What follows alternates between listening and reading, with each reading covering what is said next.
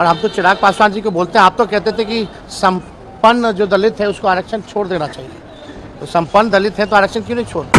जिस बयान को ये मेरे साथ जोड़कर ये कहते हैं, यकीनन हम लोगों की तरफ से, पार्टी की तरफ से कार्रवाई होगी, क्योंकि ये लोग सिर्फ झूठ फैलाकर, झूठ बोलकर।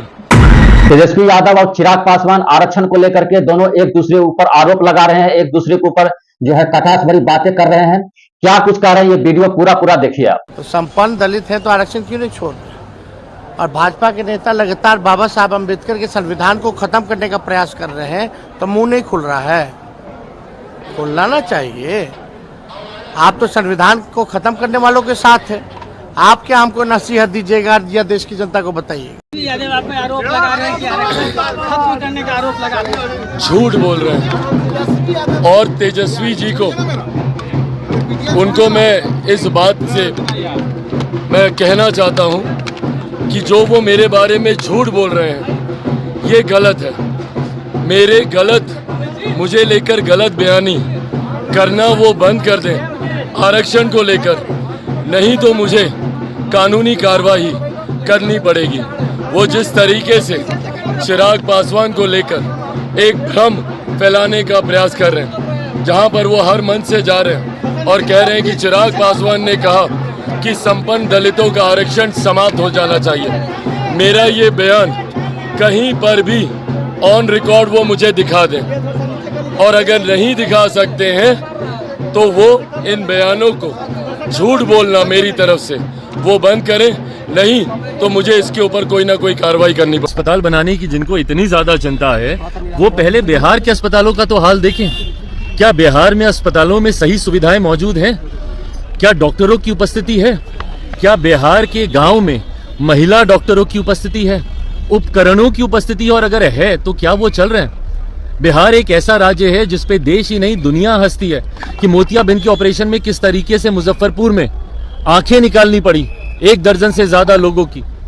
बिहार एक ऐसा राज्य है जहां पे हमारे खुद के मुख्यमंत्री मात्र सिर्फ मोतियाबिंद का ऑपरेशन कराने के लिए दिल्ली चार्टर फ्लाइट से जाते हैं। तो बिल्कुल सही कहा उप मुख्यमंत्री जी ने, बिल्कुल सही कहा कि अस्पताल की जरूरत मंदिरों से ज्यादा है, पर उस अस्पताल की जरूरत सबसे ज्यादा कहीं पर है तो वो बिहार में है, ना कि उत्तर प्रदेश में। सर, इंडिया गठबंधन के नेता जो है लगातार दावा कर रहे हैं कि अंदर खाने सब कुछ ठीक है, लेकिन जदयू के मंत्री संजय झा भी सीट शेयरिंग को लेकर के चिंता जाहिर कर रहे हैं और कह रहे हैं कि अगर ऐसी थी तो हम लोग 2 अक्टूबर को गांधी जयंती के अवसर पर। भाई, सीट शेयरिंग को लेकर वो चिंता क्या जाहिर करे? उन्होंने तो 2 प्रत्याशियों की औपचारिक घोषणा तक कर दी है, और कई सीटों पर, मुंगेर जैसी सीटों पर तो सबको पता भी है कि भैया कौन कौन कहां से चुनाव लड़ेगा।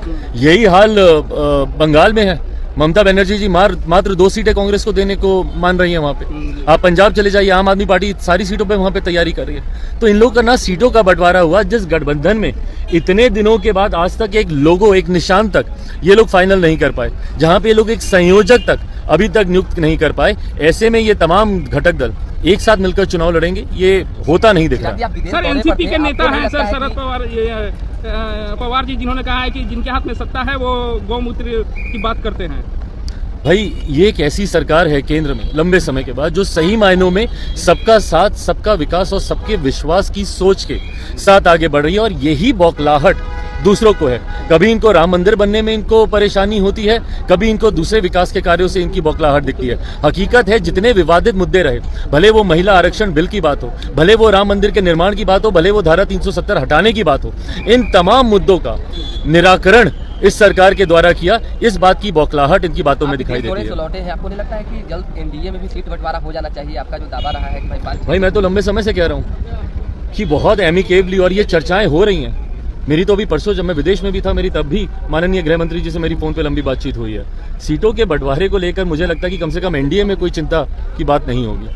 लगातार कुमार पारस प्रधानमंत्री। भाई, मैं उनके दल की बात नहीं कर सकता, मैं अपने दल की बात कर रहा हूँ। मेरे दल में जो बातचीत चल रही है संतोषजनक है। लगातार जिस तरह को देखने को मिल रहा है, क्या कहेंगे सर? भाई, बिहार में आप पूछ रहे हैं कि क्राइम बढ़ रहा है, और मेरे मुख्यमंत्री संयोजक बनने के लिए चिंतित है।